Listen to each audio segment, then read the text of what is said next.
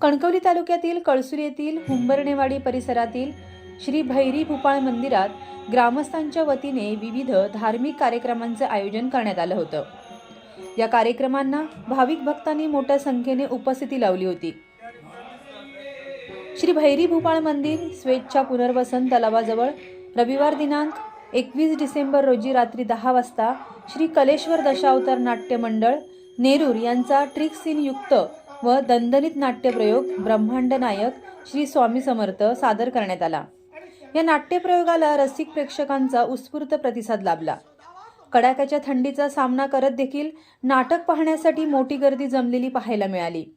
उत्कृष्ट अभिनय, नेपथ्य आणि ट्रिक सीनमुळे प्रेक्षक मंत्रमुग्ध झाले। या धार्मिक व सांस्कृतिक उपक्रमामुळे परिसरातील वातावरण भक्तिमय झालं असून ग्रामस्थांनी आयोजकांचं कौतुक केलं। Viraj Gosavi, Maharashtra live news, Sindhudurg.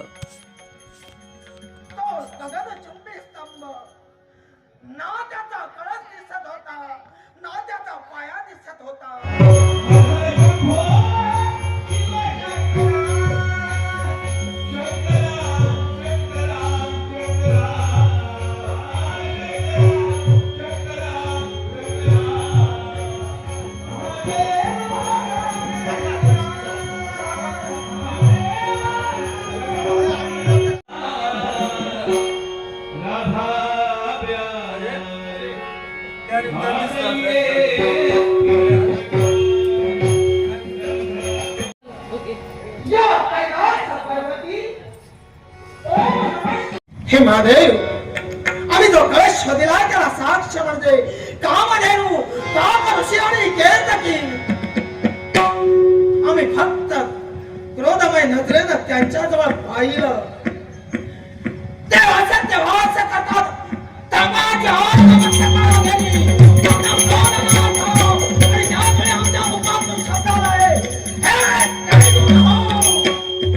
तुम्ही असत्य भास करतात, हे केतकी, तू असत्य भास करस आणि या शिवाचा तुला शाप आहे। जाऊ मृत्यू लोकात तू केतकी पुष्प म्हणून पड। सुवासिक केतकी पुष्प म्हणून तू मृत्यू लोकात जाशील। तुझ्या अंगावर ते असंख्य काटे असतील, तुझ्या अंगावर सर्प ठेवतील, पण तुझं पुष्प देव उद्या अमान्य ठरेल। केतकी हाय मुकुट रडू लागली। उत्सवाची याचना तिने आमच्यापाशी केली। आम्हाला कळाली आणि त्याच वेळी तिला सांगितलं, आमचा शाप असत्य होणार नाही। तुझा पुष्प देव पूजेला वैद्य असेल, पण ज्यावेळी शिवरात्र असेल त्या एकाच दिवशी तुझं पुष्प आमच्या शिव पंडितावर झोपडी होईल, त्याला अनंत जन्माचं पुण्य लाभेल। केतकीला शासन केलं, का तर ऋषींच्या दिशेनं आमचे नेत्र वळले। आमचा क्रोध अनावर्त होताच आणि त्यात काक ऋषींना शाप दिला, हे काका मानता असत्य भास तुम्ही केलं। जो मानता ईश्वराची धारणा करत आपली वाणी शुद्ध करत असतो, त्यानं असत्य भास करून आपली वाणी अशुद्ध करी म्हणून जाओ मृत्यू लोकाच्या ठिकाणी तुम्ही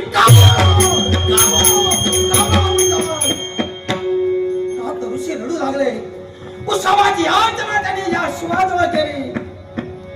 आम्ही काही कठीण हृदयाचे नाही, त्याला आम्ही सांगितलं, आमचा शाप तुम्हाला भोगावाच लागेल।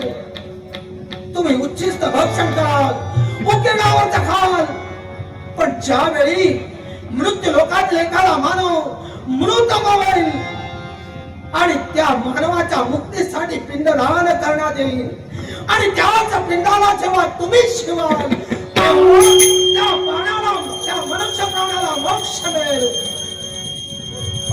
ऋषीला शाप दिला। नंतर आमचे नेत्र वळले ते कामधेनूच्या दिशेनं।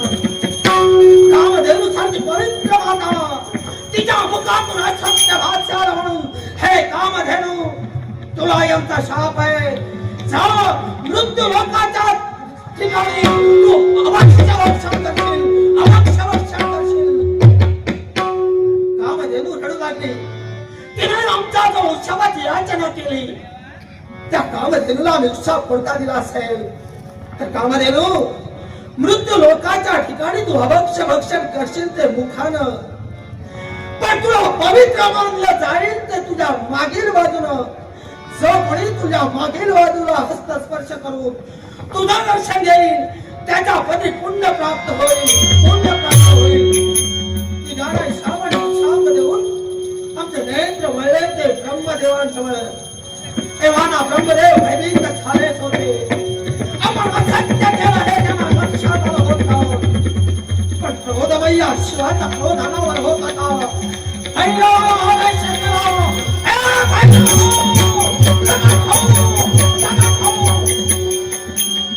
महाभैरव प्रगट झाले त्या भैरवानं आज्ञा केली हे भैरव हो या पंचाननानं आपल्या एका मुखानं असत्य वाच केलं त्याचं मुख काढून टाका त्याचं मुख काढून टाका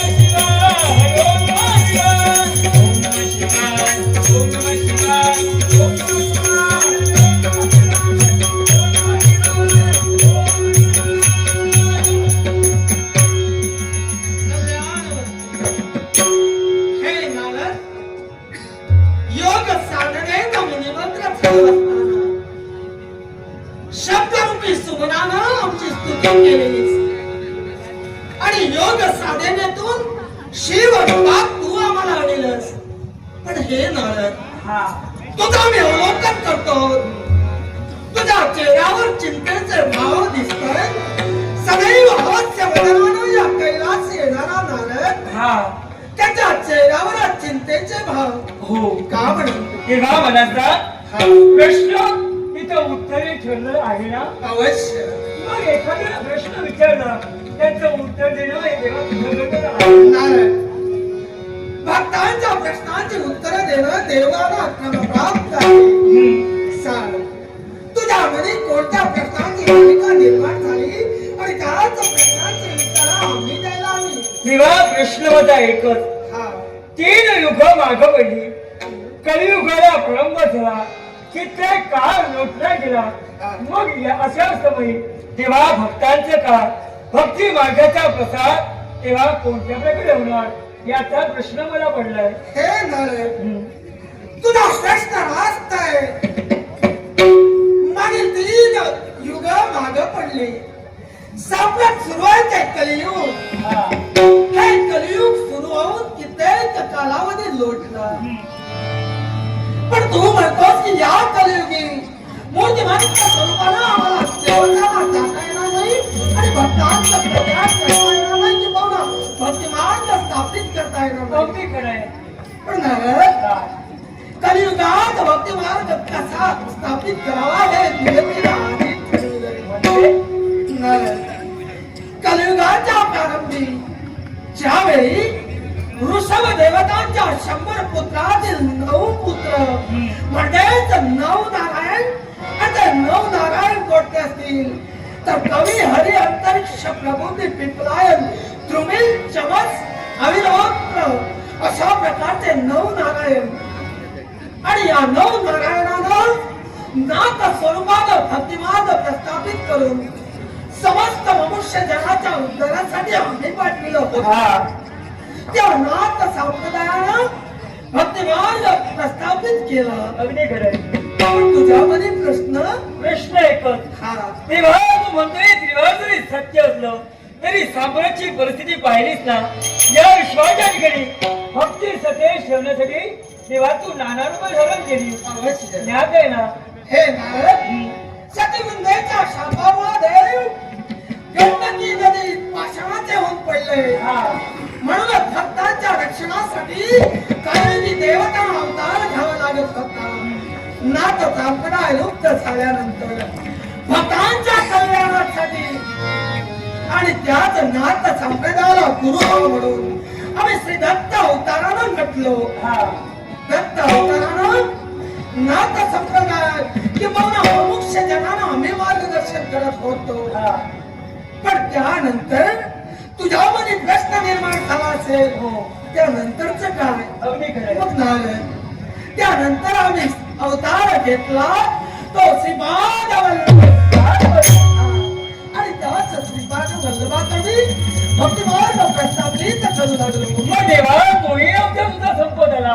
हा. त्यानंतर तू काय करीत? श्रीपाद वल्लभ अवतार संपल्यानंतर आम्ही अवतार घेतला तो नृसिंह सरस्वती. नृसिंह सरस्वती रूपानं आम्ही नटलो. भक्तिमार्ग प्रस्थापित करू लागलो. त्या विश्वात भक्तिमार्ग सुरू आहे. मग देवा त्या अवताराचं काय घडलं? नारद, प्रश्न तुझा रास्त आहे. जो नृसिंह सरस्वती अवतार प्रस्थापित केला हा. त्या अवताराचं काय आणि पुढे मनुष्यजनाचं काय हा तुझ्यामधीलचा प्रश्न. अगदी खरंय. मग नारद आहे तो नृसिंह सरस्वती अवतार गंडकी नदी समाविष्ट झाल्यानंतर त्या अवताराचे दिव्य ज्योत कन्हई वनाच्या ठिकाणी एका पाषाणात लुप्त रूपानं राहत होती. आणि अद्यापर्यंत तिथेच ती तशीच देवता. मग देवा याच्यानंतर भक्तिमार्गाचा प्रसार करण्यासाठी तू काय करणार आहे? नाही, हा तुझा प्रश्न रास्त आहे. तर का नृसिंह सरस्वती दिव्य देवच्या रूपानं कन्हई वनात असतील हा. तर पुढं मनुष्य जनाचं काय, भक्तिमार्गाचं काय? हे नारद, या विश्वाचा आदी मी आहे, या विश्वाचा अंत मी आहे. संपूर्ण जीवांच्या हृदयात स्थित असलेला आत्मा म्हणजे शिव आहे. मी जीव आहे, मी शिव आहे, मी श्रीनाथ आहे, मी श्रीपाद वल्लभ आहे, मी नृसिंह सरस्वती आहे. आणि तुझा मनाचा प्रश्न निर्माण झाला पुढं मी काय आहे? तर नारद, स्वतः पहा, पुढे येणाऱ्या कालावधीत मी कोण आहे? महादेवा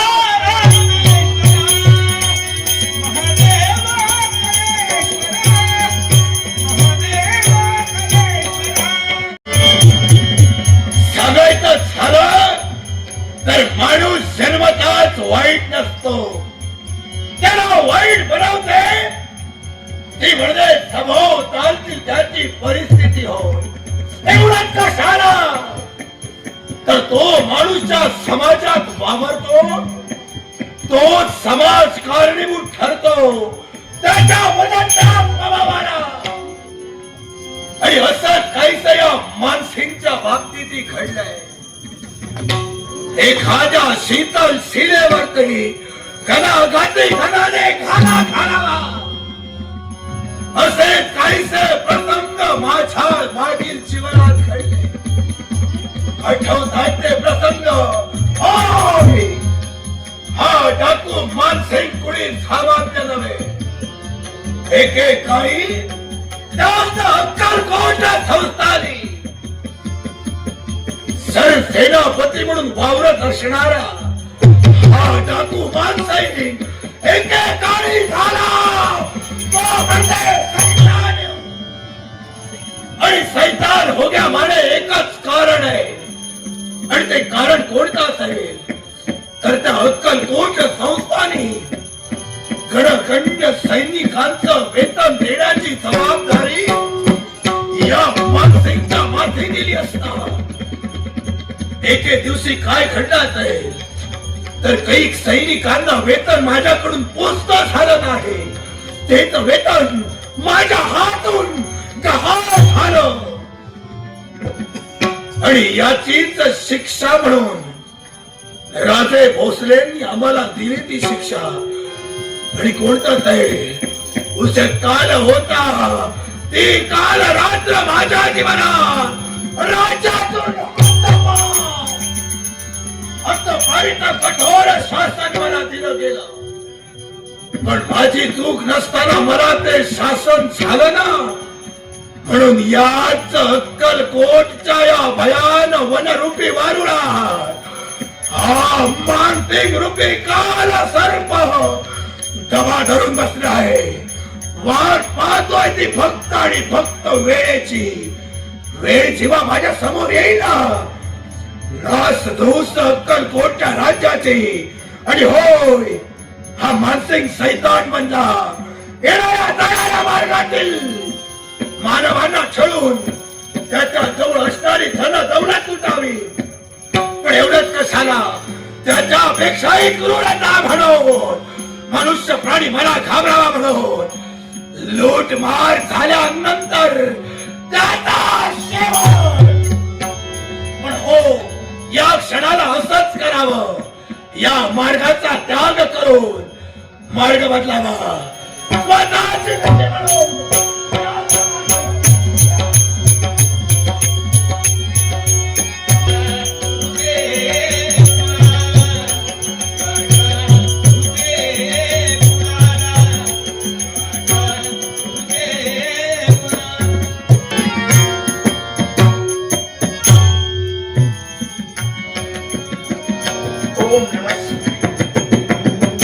ओम नमः शिवाय.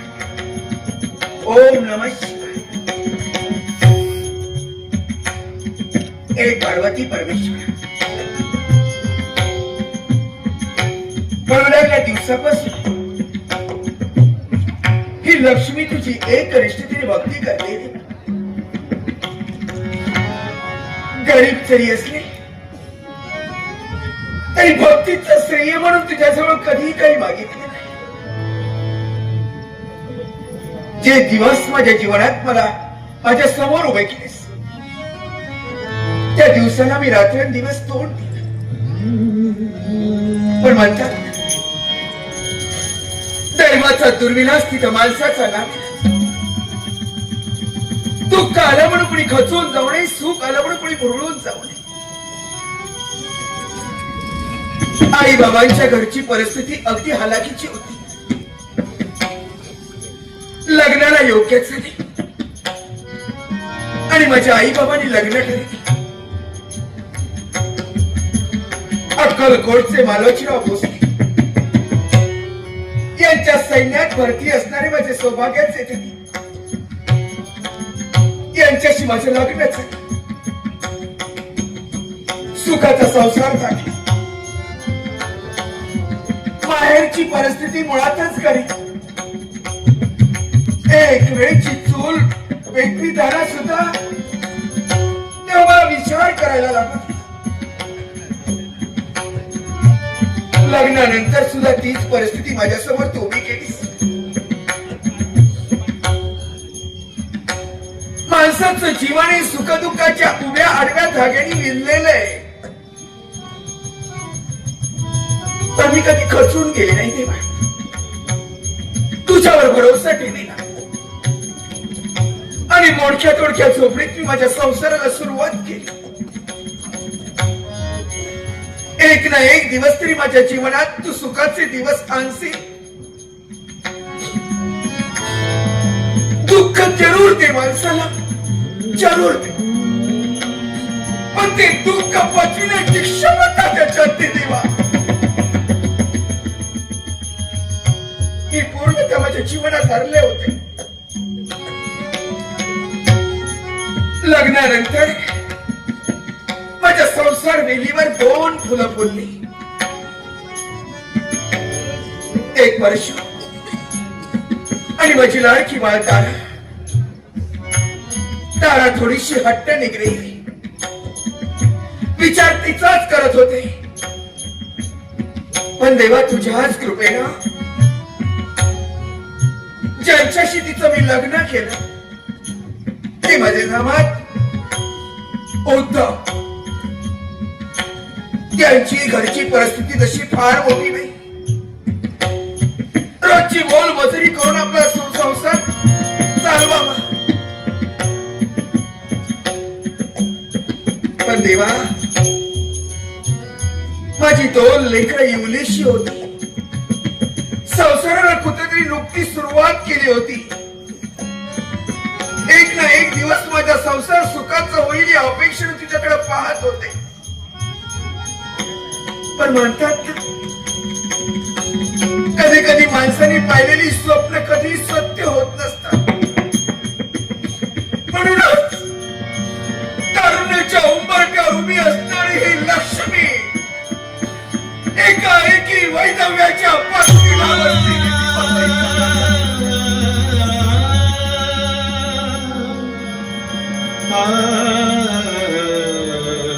सैन्यात भरती असताना माझे सौभाग्याचे झाले.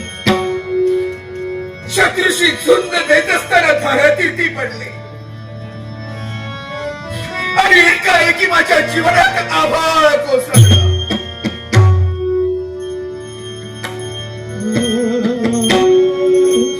ठाय ठाय रडत होते. माझ्या प्राणेश्वरांचा मृतदेह माझ्या मृदमांडीवर घेऊन ठाय ठाय रडत होते. शेवटच्या क्षणी त्यांच्या मुखातील शब्द लक्ष्मी मेनावून महू असणारं हृदय तुला खट्ट करावं लागेल. मी क्षणाचा सोबतीये, पण तुला जगायचंय ते तुझ्या 2 लेकरांसाठी जगायचंय. कारण आई बाबांचं छत्र जर मुलांवरील हरपलं ना तर मुलांचं भवितव्य वाम मार्गाच्या दिशेने वाटचाल करते. मला शब्द दे लक्ष्मी. त्याच्या हातात हात देऊन मी ठायला रडत असताना त्याला मी शब्द दिला की परशु आणि तारीचं संगोपन मी करीन आणि तुमचं स्वप्न मी पूर्ण करेन. कालांतरानं परशु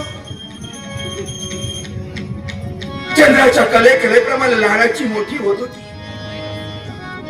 बाळ तारा लग्नाला योग्य झाली होती आणि विचार करत होते तारेचं लग्न कसं करा. देवा त्याच वेळी उद्धव यांच्याशी माझ्या तारेचं लग्न झालं.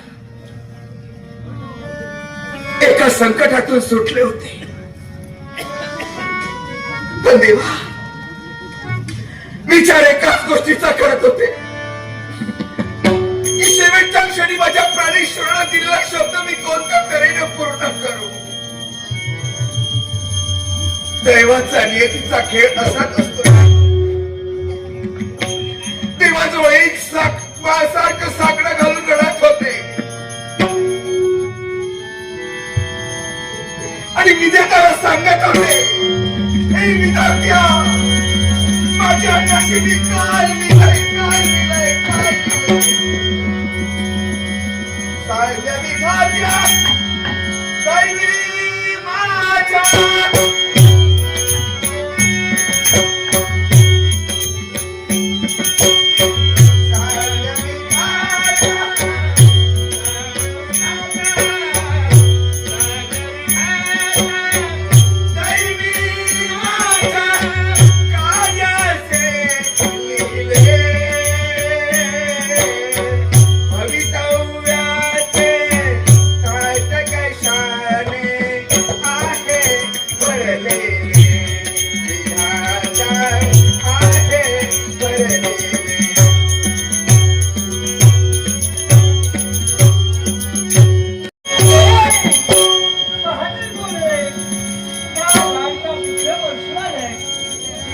किती वाट पाहिजे, किती वाट पाहिजे. आता आई तुला न्यात आहे ना, जबाबदारी आहे आमच्यावर आणि ती जबाबदारी परिपूर्ण मी करत होतो. पण क्षणार्धात आईची आठवण आली आणि आई धावत मी तुझ्यापर्यंत आलो. थोडी घाई झाली पण तुझ्यापर्यंत आलो करा. माझा आत्मविश्वास होता. हा कितीही घाई झाली तरी आईच्या चरणाशी बिलगल्याशिवाय तुझा एकही दिवस कधी गेला नाही. आणि म्हणूनच आतुरतेने वाट पाहतो. बघ आई, आज मनात एकच इच्छा निर्माण झाली, तुझ्या दोन चरणांची सेवा करावी आणि मग कसं करून घ्यावं. आणि म्हणून आई हे म्हणते, आशीर्वाद दे, आशीर्वाद दे, आशीर्वाद दे. सेवा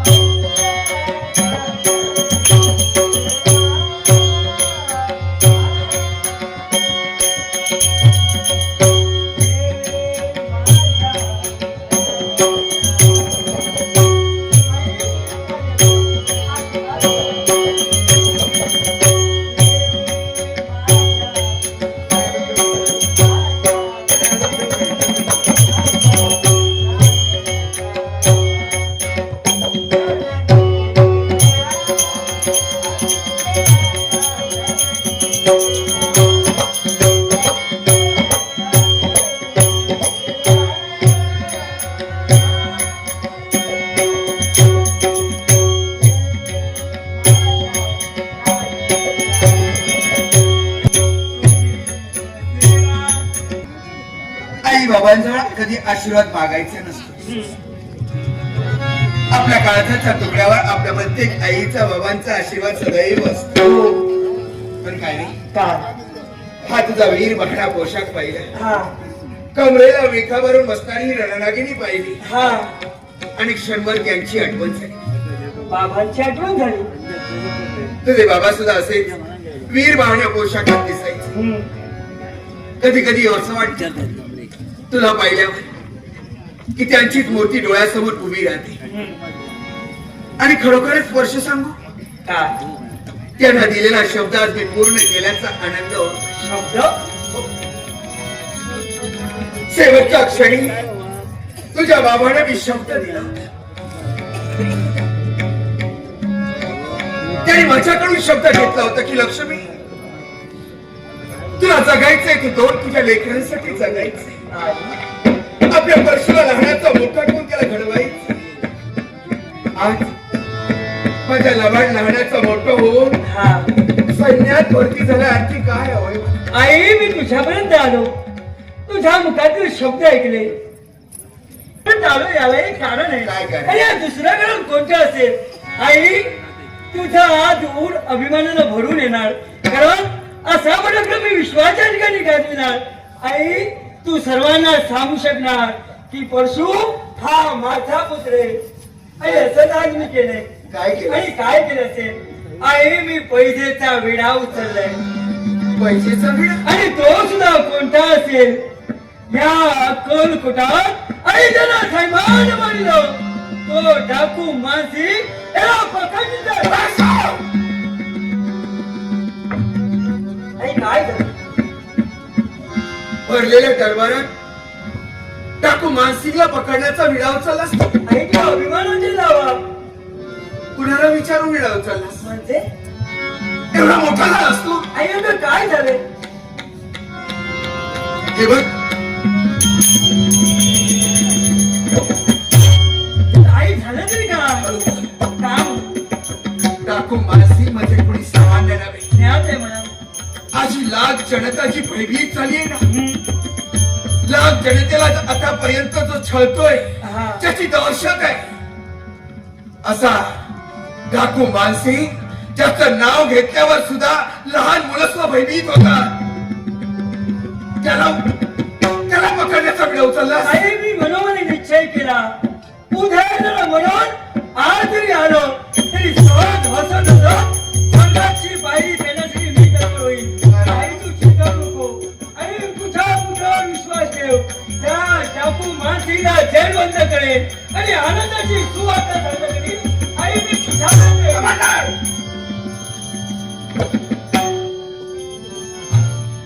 नुकताच कुठेतरी तू सैन्यात भरती झालेस. आई शत्रूशी झुंज देत असताना अनुभव महत्वाचा असतो. डाकू मानसिंग म्हणजे कोणी सामान्य नाहीये. परशु, तू माझ्या काळाचा जंतू कोण आहे? अरे आई आहे तुझी जन्मातील आई. तुला मी तुला लढण्याचा मोठा करत असताना तिची असलेली यंत्रणा मुक्त. आई मी जातोय माझ्यामध्ये तुझी आपुलकी मी तुझा पोटचा गोळा आहे. पण आई पोटचा गोळा संकटात जातोय म्हणून तू तिला पदरावर घेण्याचा गोळेस रे. म्हणजे मी तुला जाऊ देणार नाही. जाऊ देणार नाही. आणि जोपर्यंत माझी तुला आज्ञा होत नाही तोपर्यंत एक वेळ मी महाराजांपर्यंत जाईल. मग आई त्याची क्षमा मागेन. पण मानसिंगला पकडण्याचा जो विडा उचललाय हा तुला परत घ्यावा लागेल. मग आई माझ्या एका प्रश्नाचं उत्तर दे. तुझ्या गमन जर साध्या स्त्रियांनी आपल्या वीर पुत्राला पदरावर घेतलं तर साऱ्याचं रक्षण कोण करणार? आज साम्राज्याची परिस्थिती पहा. कित्येकांच्या मनात सरासर कापल्या जात आहेत. कित्येक स्त्रिया वैजवंच्या भक्तीला बसतायत. लहान लहान बालकांचे बळी जात आहेत. दिवसा ढवळ्या दरोडे पडतायत. कित्येकांच्या संसार आई उघड्यावर पडतायत. मग सांग आई सांग मला त्यांचं रक्षण कोण करणार? परशु, आणखी सैन्यात सेनापती नाहीये. कधी तुझ्यापेक्षा नाहीये. आहेत ना. मग ते विडा का नाही उचलू शकले? अरे माझी फक्त एकच विनंती आहे. जो पैशाचा विडा मी उचललाय त्या पैशासाठी नव्हे तर ज्या बापानं माझ्या आजपर्यंत रणांगण गाजविलं कित्येक शत्रूंना ठार केलं त्याप्रमाणे एका शूर बापाचा शूर पुत्र मला म्हणायचंय. मी तुला आज्ञा देणार नाही. आई मला आज्ञा दे. कोणीच नाही. आई माझ्यावर विश्वास ठेव. आई माझ्यावर एकदा विश्वास ठेव. मी तुला शब्द देतो. डाकू मानसिंगला जेलबंद करेन आणि तुझ्या चरणापर्यंत निश्चित देईल. आई एक संधी दे.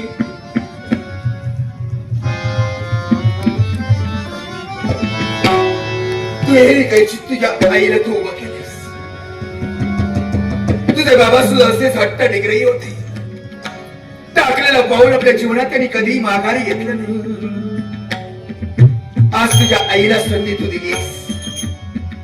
ज्याला मी जन्म दिलाय, ज्याला मी घडविलाय, तो माझा परशुराम किती पराक्रमी आहे हे मला पाहण्याची संधी मिळणार आहे. होय ना. ज्याच्या भरोश्यावर मी आतापर्यंत जगले ना हा त्या महादेवाचा अंगारा लावते मी तुला. अंगारा? अरे देवाचा आशीर्वाद असायला हवा आपल्या पाठीशी. हो आई. आणि आशीर्वाद असला की सारी कामं सफल होतील.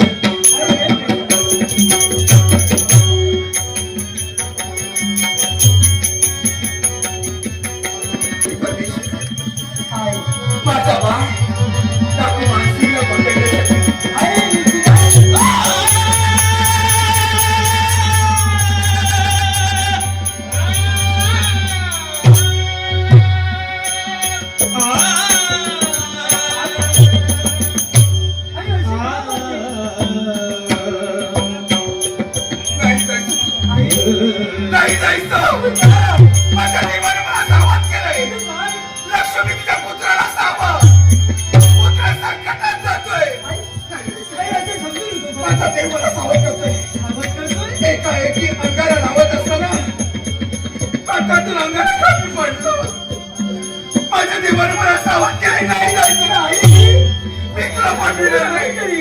यात घाबरण्यासारखं काहीच नाही. त्याक्षणी तू मला अंगाला लावत होती, नकळत माझा हस्त तुझ्या हाताला लागला आणि तो अंगाला खाली पडला. हा आई अपशकुन नाही ग, तू चिंता नको, माझ्यावर विश्वास ठेव. मला फार भीती वाटते. एवढ्या मोठ्या संकटात ती जाणीवून तुला नाही लुटू शकणार. तुझ्या आई तुला आज्ञा देणार नाही. तू नाही जायचं. आई तू आज्ञा देणार नाही जायचं. आई आज्ञा देणार. तुझ्या पुत्राच्या मुखात गेलेले शब्द आई जर का मला आज्ञा देत नसेल तर माझ्या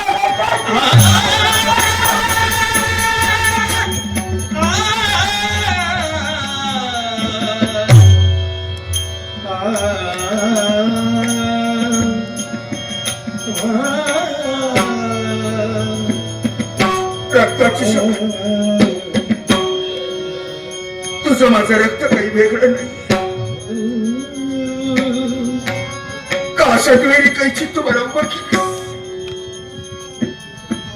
जा. आई शेवटी प्रत्येकाच्या जीवनात प्रत्येकाच्या विधिलेखप्रमाणे घडत असते.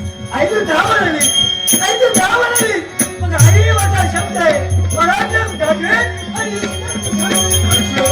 मोठी तो समोर दिसतोय तो म्हणतो त्याच म्हणतो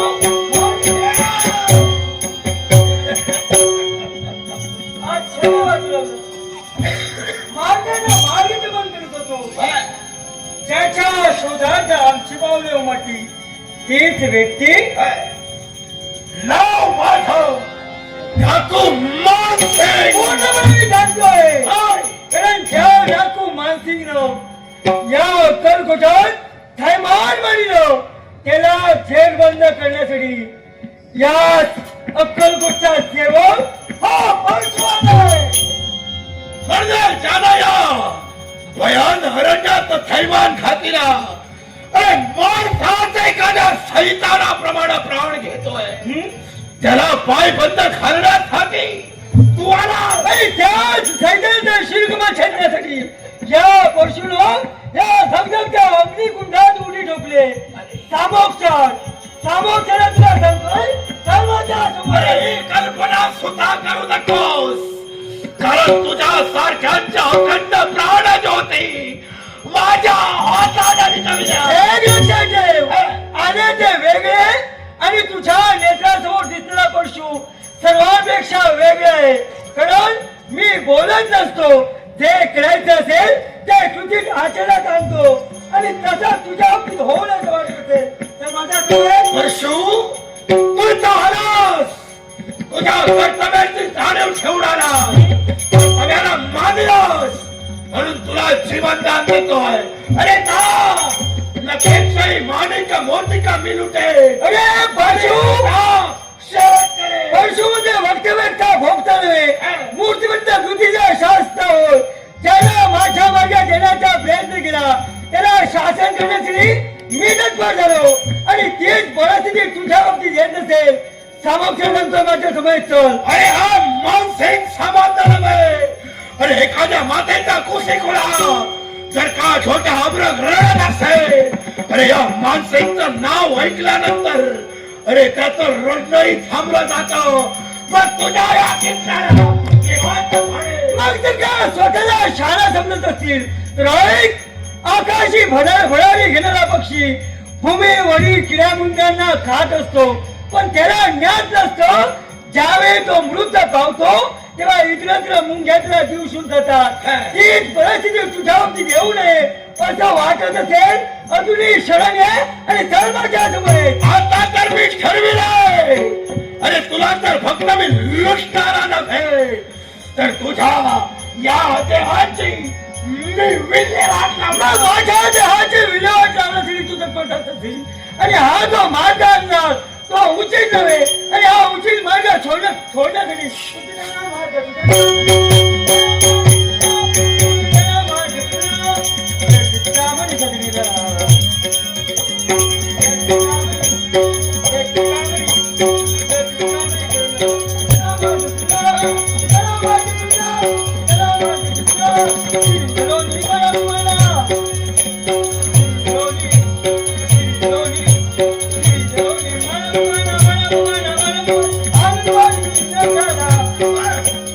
हनुमान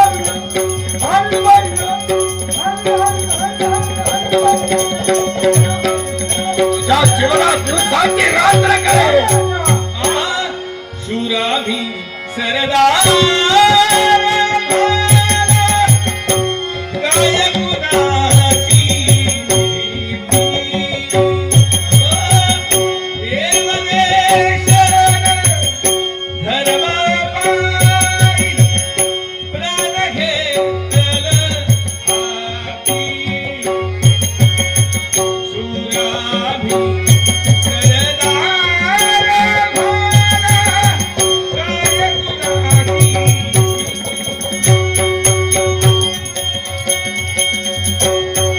आईच्या गर्भात उमगली सुंदराची रीत तलवारी लगीन लागल घडली गेली प्रीत लाख संकटे खेळून घेईन अशी कहाणी गाती देवदेश धर्माबाई प्राण घेतल हाती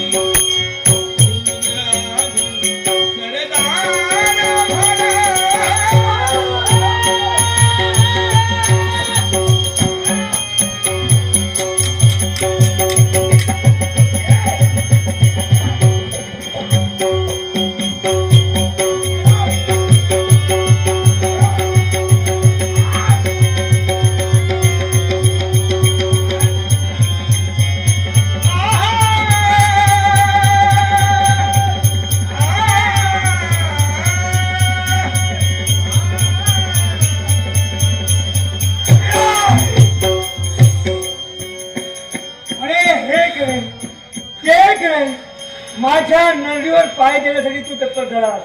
आता बघ वारे वर्षो तुझ्या बाबतीत काय घडली नाही. गाव स्वाधीन आवाज तर काही बाबा